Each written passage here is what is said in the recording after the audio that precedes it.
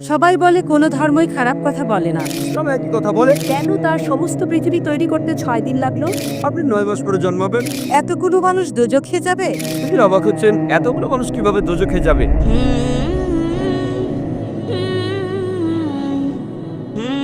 বলে কোনো ধর্মই খারাপ কথা বলে না, কিন্তু মুসলিমরা কেন অন্য ধর্মের লোকদের ইসলাম গ্রহণ করতে বলে? বোন, আপনি বললেন সব ধর্মে ভালো সব কথা থাকে, কিন্তু মুসলিমরা আমাকে ইসলাম গ্রহণ করতে বলে কেন? অন্য যেসব ধর্ম আছে সেগুলো যা বলে তার বেশিরভাগ কথাই ভালো, তবে ইসলাম ভালো কথা বলার পাশাপাশি আপনাকে দেখাবে কিভাবে সেটা অর্জন করতে হয়। আমি উদাহরণ দিয়েছি, সব ধর্মই বলে চুরি করো না, ইসলাম একই কথা বলে, তবে ইসলাম দেখিয়ে দেয় কিভাবে সেই অবস্থানে যাবেন যেখানে কেউ চুরি করে না।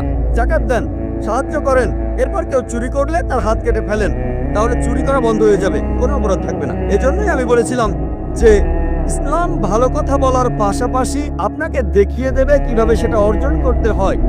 যদি সর্বশক্তিমান আল্লাহ যে কোনো কিছুই তৈরি করতে পারেন, কেন তার সমস্ত পৃথিবী তৈরি করতে 6 দিন লাগলো?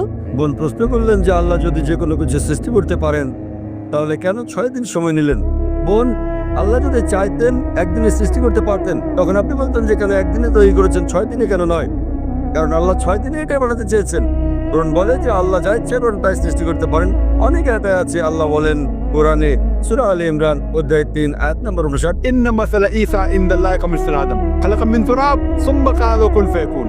আল্লাহ আদম আলাইহিস সালামকে সৃষ্টি করেছেন, যেমন তিনি যীশু খ্রিস্টকে সৃষ্টি করেছেন ধুলো থেকে, তিনি বলেন হও আর তা হয়ে যায়। তো আল্লাহ যখন কিছু সৃষ্টি করতে চান তিনি বলেন হওয়ার হয়ে যায়, তিনি ইচ্ছে করলেই এটা হয়ে যায়।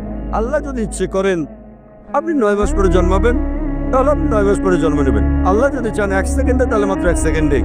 তো আল্লাহ চাইলেন যে তিনি কোনো কিছু 6 দিনে সৃষ্টি করবেন, তাই তিনি করলেন। পৃথিবীতে অনেক মানুষ ভুল কাজ করছে, আমার ভাবতে খুব অবাক লাগে, এতগুলো মানুষ দোজখে যাবে? তিনি অবাক হচ্ছেন এতগুলো মানুষ কিভাবে দোজখে যাবে। আমাদের এই জীবনটা হলো পরীক্ষা। আপনারা যদি ভালো করে দেখেন যে নিচু গ্রেডের পরীক্ষাগুলোতে বেশিরভাগ ছাত্র পাশ করে, তবে উপরের লেভেলে গেলে সেখানে পাশ করাটা কঠিন।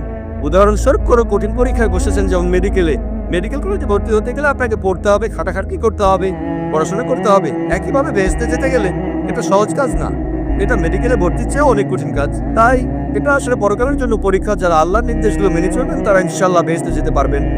আশা করি মনে উত্তরটা পেয়েছেন।